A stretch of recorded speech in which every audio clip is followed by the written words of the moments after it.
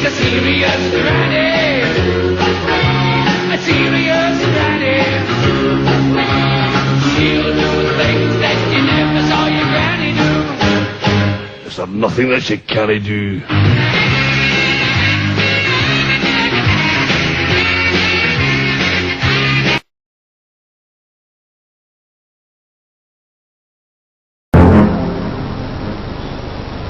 For the past 2 years, Amanda Platell has been the Conservative Party's leading spin doctor. Yeah, hi, it's Amanda. Is he there? Working directly for William Hague, it was her job to sell the Conservative leader to an often hostile press. Australian by birth and a tabloid journalist by trade, for the 4 weeks leading up to the general election, Amanda Platell kept a secret video diary. This is her intimate account of the 28 days leading up to the Conservatives' defeat on June the 7th.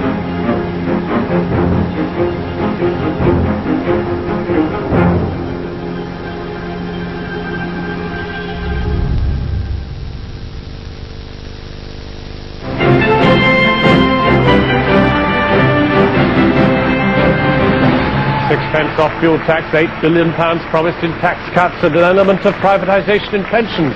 The most radical Tory manifesto in a generation, according to the Conservative leader. The most important message for us to come out was right at the beginning was that we really want this and we're up for it. And anyone who thought that we weren't ready for this fight was going to be sadly mistaken. There's just so much to play for, there's so much to fight for. Who knows what's going to happen in the next 4 weeks? For Amanda Platell, the launch of the Tory campaign is the culmination of 2 years' intensive and very personal work on behalf of William Hague. Someone like William he is an extraordinarily strong character. But there are times when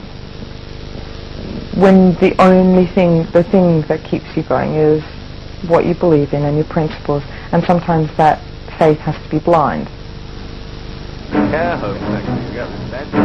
As much as selling the Tories to the press, Amanda Platell's job is also about killing off negative stories.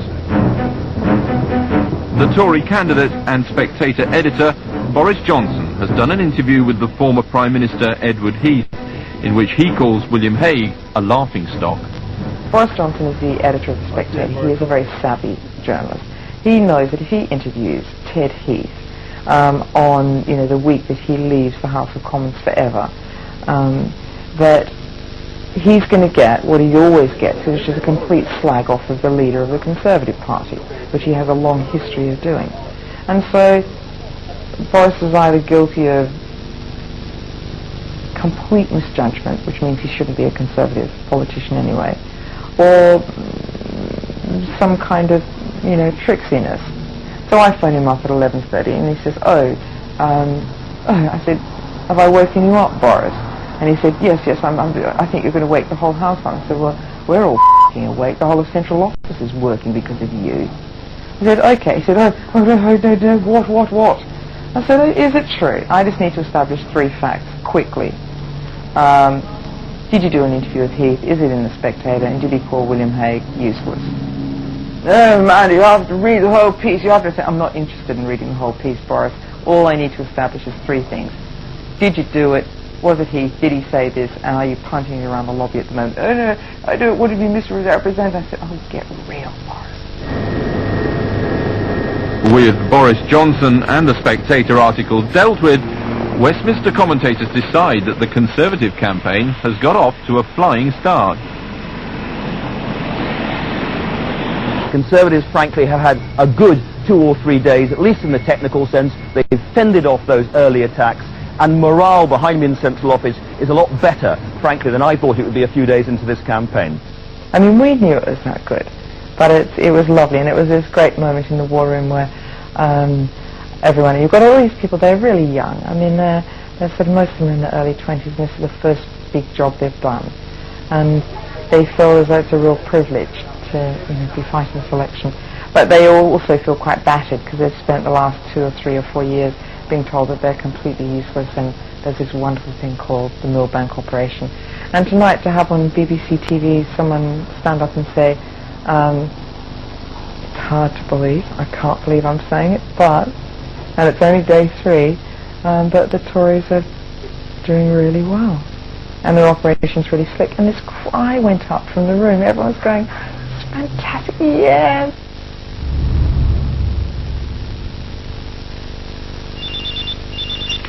Hello? Hello? I have to call you back, okay? Do you mind? Bye. Sorry about that. Put him on silent. Okay. I've got 2 phones now. I've got one William phone and then one for the ordinary journalist. But now comes the first glitch of the Tory campaign. Photographers have caught out Michael Patillo. Unfortunately, they've got this picture of Michael Patillo yesterday in front of a Labour ad van. Good morning.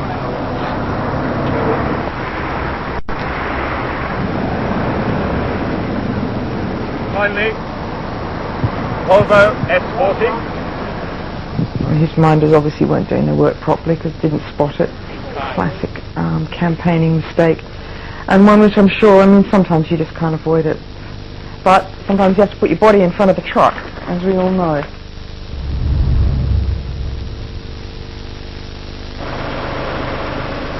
The first Sunday papers of the campaign define the political mood, and they award the first round of the campaign to the Tories.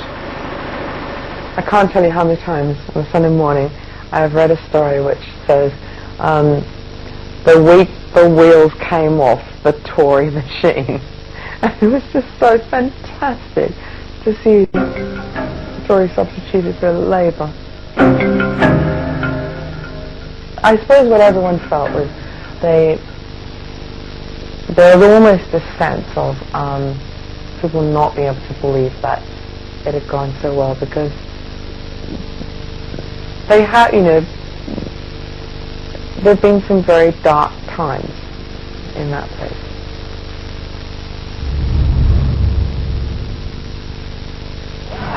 William Hague was mobbed by school children when he arrived in Norfolk this morning, but by the time the Tory leader had touched down, what surrounded his campaign message on tax looked like confusion. That morning's Financial Times had claimed the Conservatives' planned tax cuts of £20 billion, rather than the £8 billion figure in their manifesto. Treasury spokesman Oliver Letwin is soon fingered as the source of the story.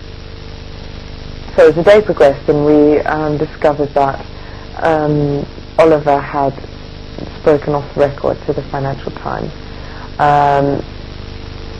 And to be fair, he did not say that we had plans to cut £20 billion worth of taxes.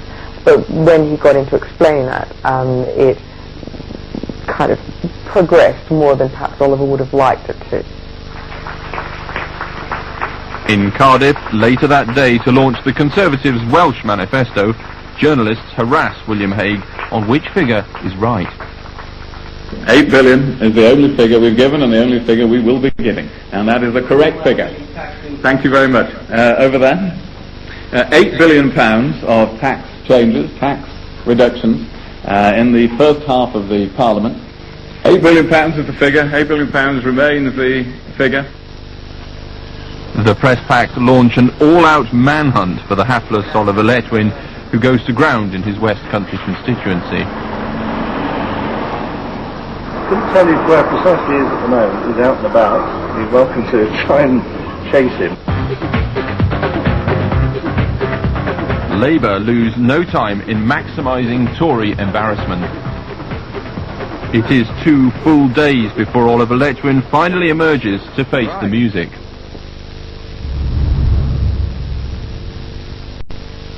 It's difficult when someone does something which jeopardises the whole.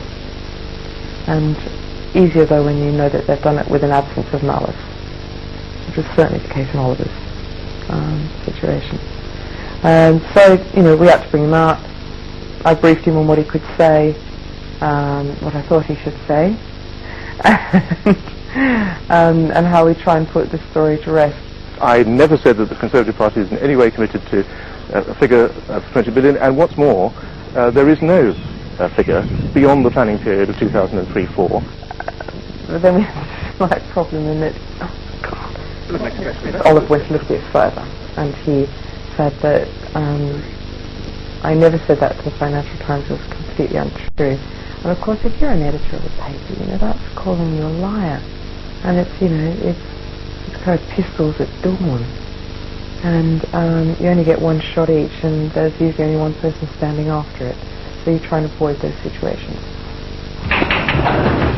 2 days on, and the shock tactics of a party election broadcast about crime allow the Conservatives to open up another front. The broadcast's alarmist tone draws complaints, but Tory HQ had considered an even more controversial agenda. There was a story that went out a few weeks ago about that we were going to do an asylum PEB, and it is true that there was a script presented by the advertising agency, but at the moment Williams already said, no, I don't want to do that. It's not what I want to do. We're going to fight on tax, Europe, crime, education, those four.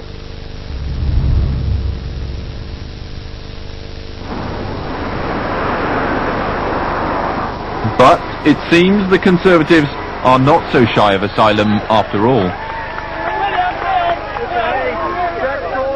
20 days to go, as it said in the Sun today. We had a piece by William in there talking about his speech on asylum, and we're very worried about it today, actually, very worried about what the crowds were going to be like. He went down to Dover to do it. And it's a really important speech because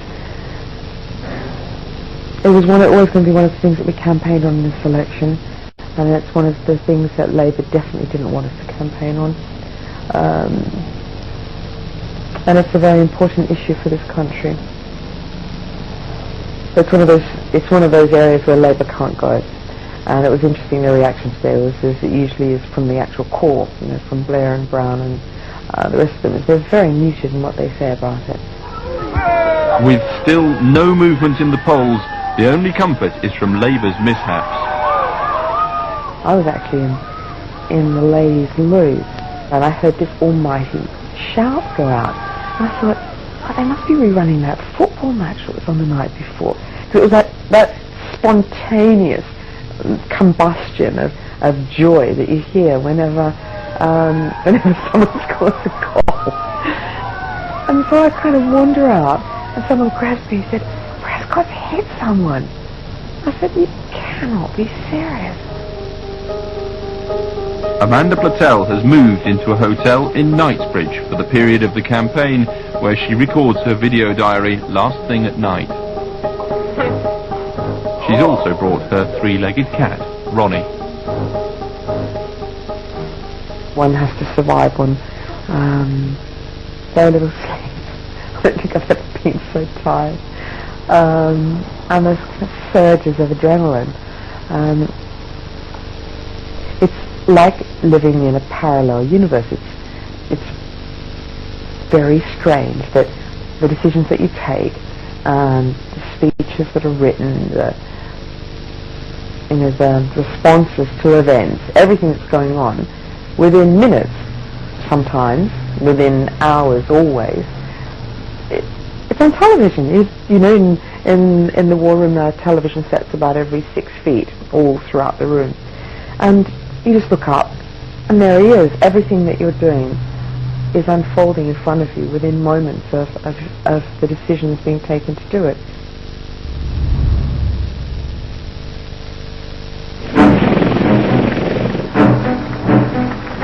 The election is now in full swing, with the parties slugging it out in daily press conferences, and campaign swings across the country. For all the activity, the polls continue to show Labour with a commanding lead. The public's files of Tory politicians notwithstanding, back at central office, morale is beginning to flag. It is hard when the polls don't move. Because even if you don't believe them, it's a bit like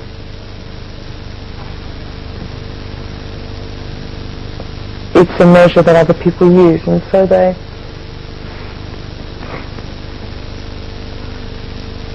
It is hard, you know, it's hard to constantly go on explaining to people why they're wrong. If we do really badly in this election, which I really don't believe we will. But if we did really badly, then a whole pile of people will be out in the ear. William and me, the chairman, and it would be brutal and it would be quick.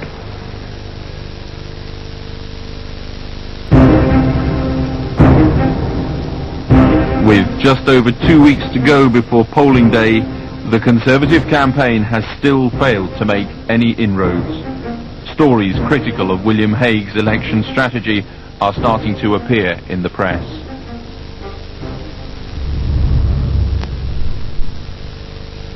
The main destabilising story for us in the last couple of days has been the splash in the Sunday Telegraph, which said that our advertising agency Yellow M and our polling company had advised us that we should not be following the strategy we were following. The story is complete and utter rubbish, and there is no. And it's very surprising that the Sunday Telegraph would run a story like that.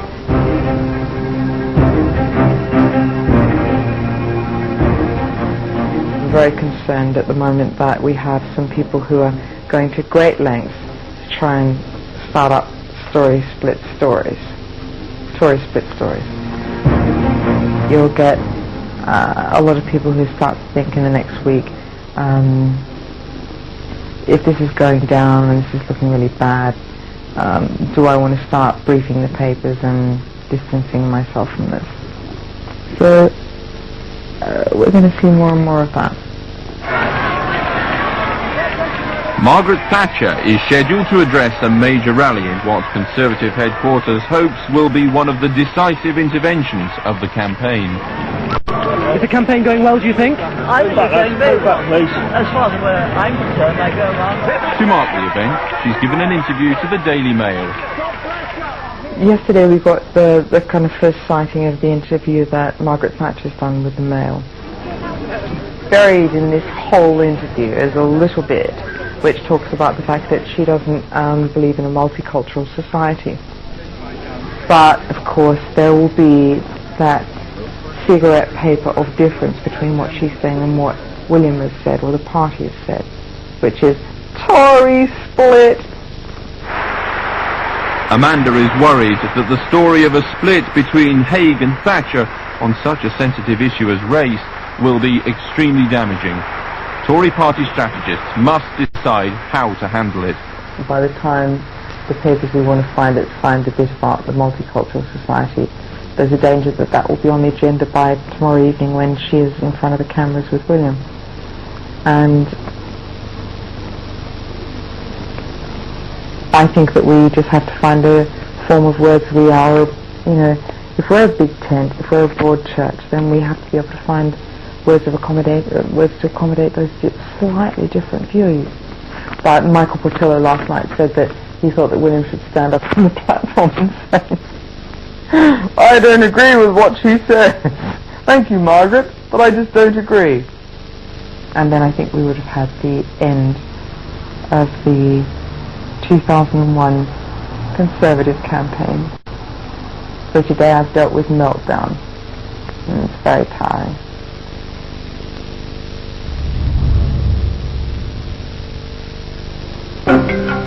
The interview in the Mail is out. Journalists will get their chance to follow up the article at a press conference that morning. And each time someone said, I want to ask about the Thatcher interview, and I was thinking, I couldn't even bear to go down. I watched it upstairs in the war room because we have a live feed up there, and it was Charles Rice on the Standard, and they're so hostile to us. And he said, Charles Rice, Standard. Margaret Thatcher's interview today in the Mail. And we're all going, right. And then it went in a completely different direction. Didn't no one ask about that? Instead, the media find another line in the speech to get their teeth into. William Hague's ears might have burned when she laid down the Thatcher line. He's ruled out a single currency for the first term of a parliament, but has never said never. Lady Thatcher did. I would never be prepared to give up our own currency. So for all Amanda Platell's worries, the explosive row with Margaret Thatcher on race never materialises. If we'd ended up having a row with Margaret Thatcher, then we would all be spending the next part of the campaign thinking about where we were going to go on holiday, because it would have been hasta la vista, baby. It would have been completely over.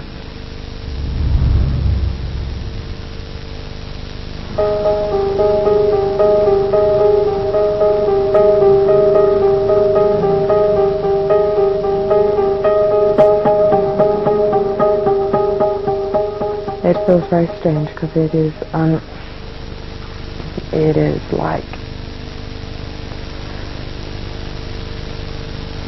11 days left to save the pound, 11 days left to save the country, 11 days before we decide what all of our fates will be, find out what all of our fates will be. I went home last night to stay in the flat in Hampstead because I miss my home and I miss my things. It's a long time to be away. I just miss my garden. You know, it's very small. It was nice sleeping in my own bed.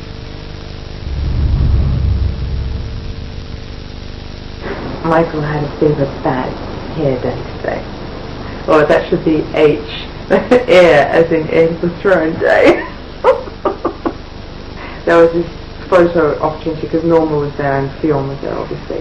And so there was this photo op afterwards at the hotel bar. They come down the stairs and so there was William and Fionn and Norma and John. And then there was this guy at the back who kept sort of bobbing him, trying to get into all the photos. And the photographers were sort of going, Chiller, get out.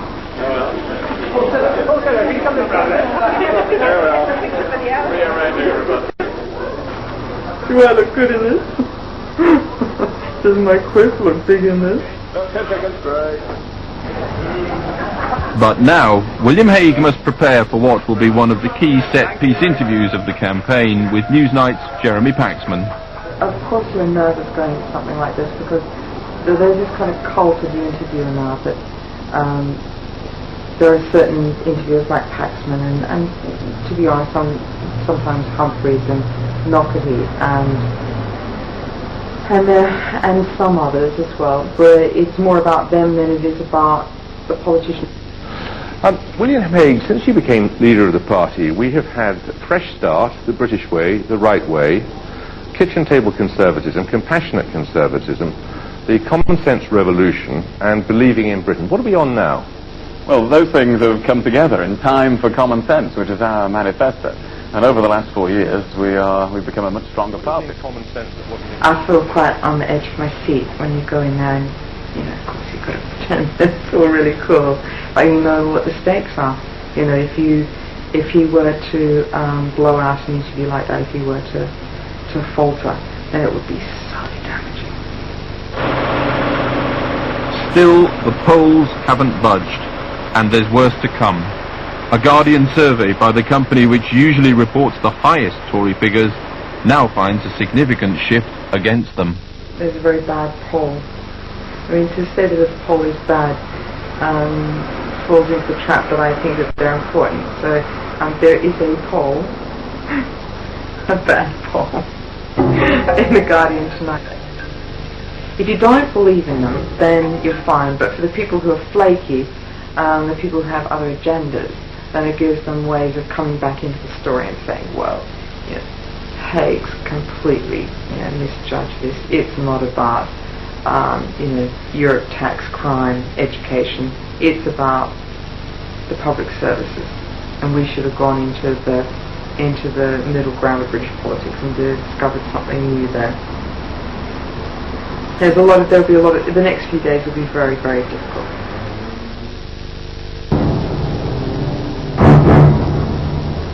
The election is entering its final week. If William Hague's campaign is going to break through, it must do so in the next few days.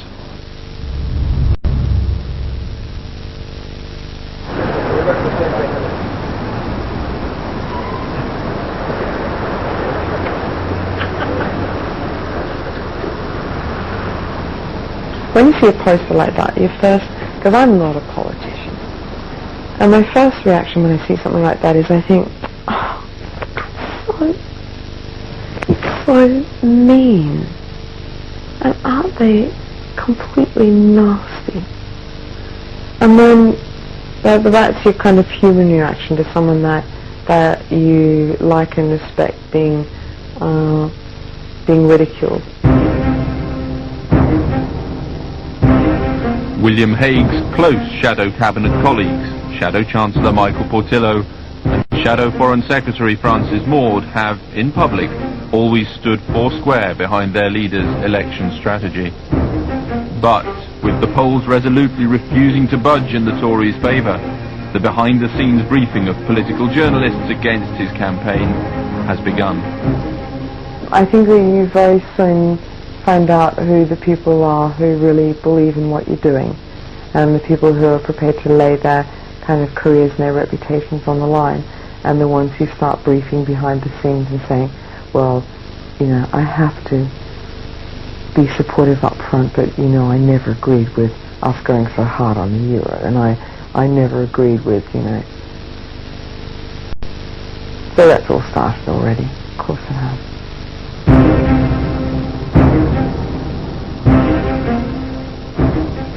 The only people that I've been told from, that I've been called up about from my sources, my contacts are, Francis is doing it and Michael's people are doing it.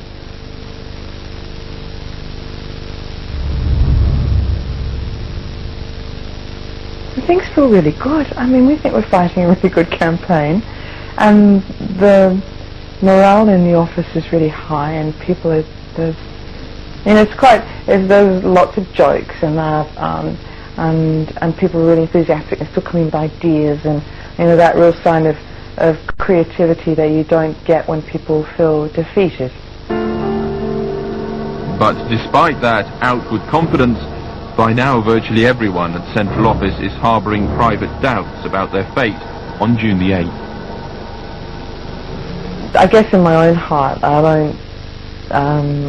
don't believe we can win.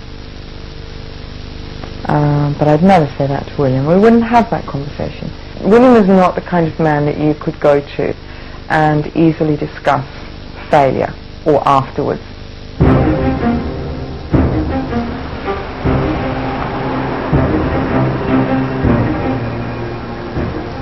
Journalists are a bit like a band of thieves, you know, we know when we owe each other.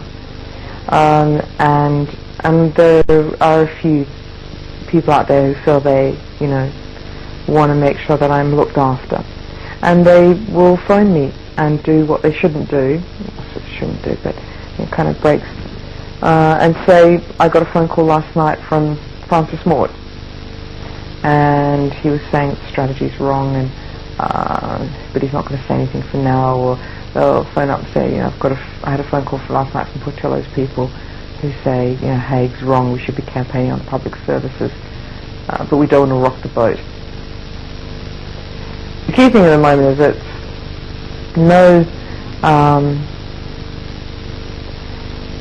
it would be death to any wannabe leader if he was seen to be derailing an election campaign.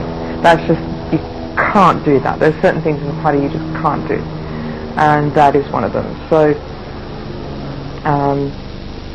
they will be very, very, very keen to keep their fingers clean, to keep their hands clean at the moment.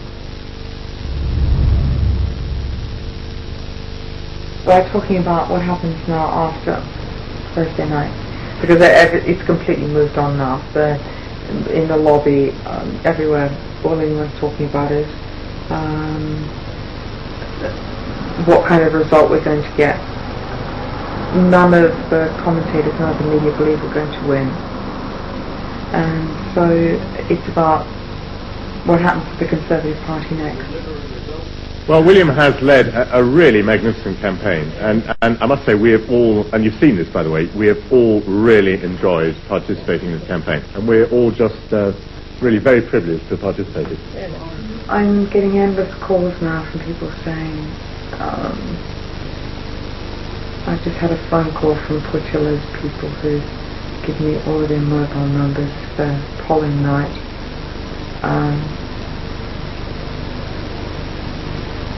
I suppose it is.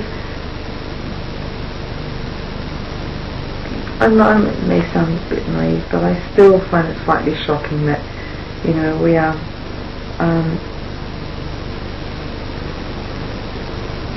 we're fighting so hard at the moment, and to find that all they're concentrating on is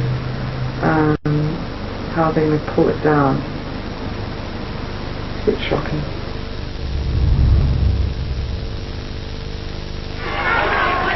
With just 2 days to go, William Hague's public confidence still betrays nothing of his inner feelings. He has put his soul into this campaign.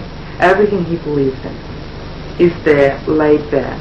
And he has now made a judgment that unless the people of Britain say, that's what I want, then he will walk away.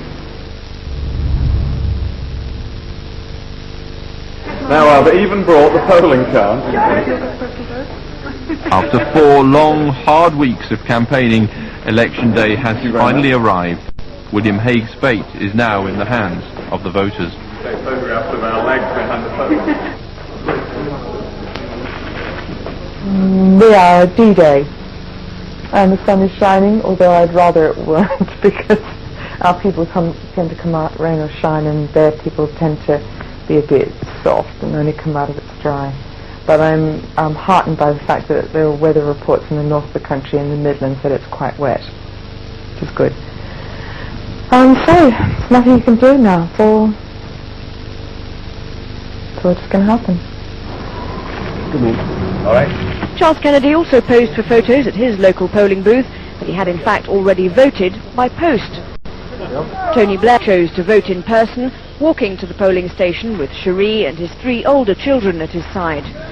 I've always felt that we were fighting against impossible odds, but I think for a little while after, when the fuel protest started, I think there was kind of flash then that maybe people had really found them out, but it didn't last. It is 10 o'clock, the polling stations have closed, and our prediction is that Labour will return to power with yet another landslide. People, the people don't think they don't believe that we do any better at the moment.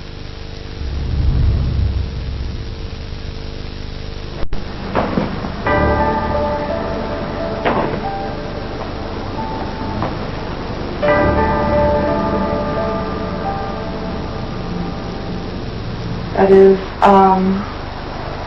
D minus, minus, minus. Everything is just gone minus.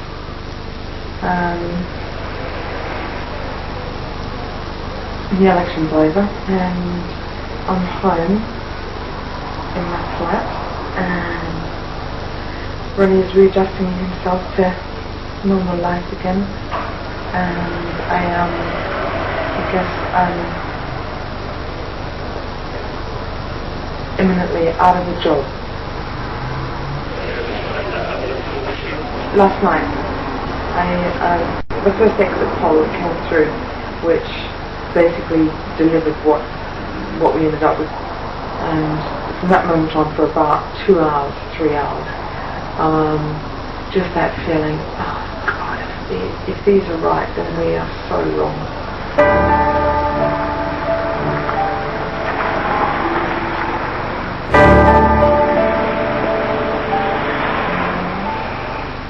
At dawn, as the scale of the Tory defeat becomes clear, William Hague tells his close circle of his decision to resign as Conservative Party leader.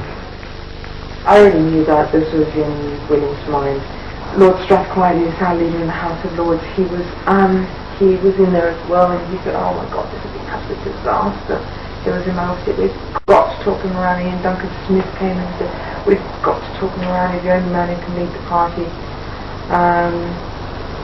But there was no talking around, and there was one point where they all turned to me and said, but you haven't spoken to William yet, and it's now up to you to make him stay. And I didn't say anything. One of them said, you know, why aren't you calling him? And I said, because in my heart I don't think it's right that he should stay. I think after what he's been through and what he's tried to achieve, then he ought to be allowed the dignity of deciding whether he goes. But then I did talk to him, and I did try and put the other arguments. He said his mind was made up. He said it was a matter of honour. And I said to him, well, what about the party? And he said, and that's why I'm doing it.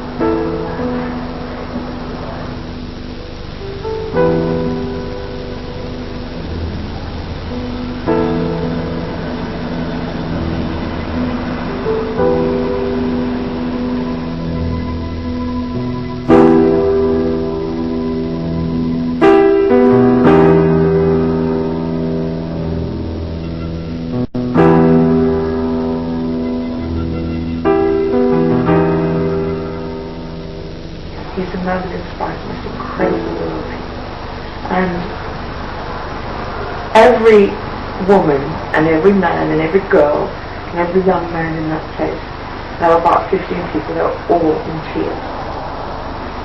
And it's the only time I've seen him his voice cracked and he just stopped, and I thought, oh God, and he was just completely choked.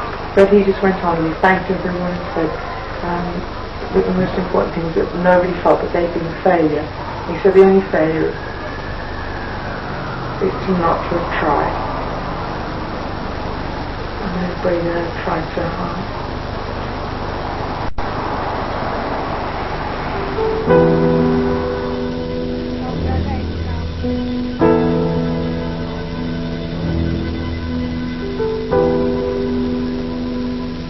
I believe it's vital that the party be given the chance to choose a leader who can build on my work, but also take new initiatives and hopefully command a larger personal following in the country. And I've therefore decided to step down as leader of the Conservative Party when a successor can be elected in the coming months.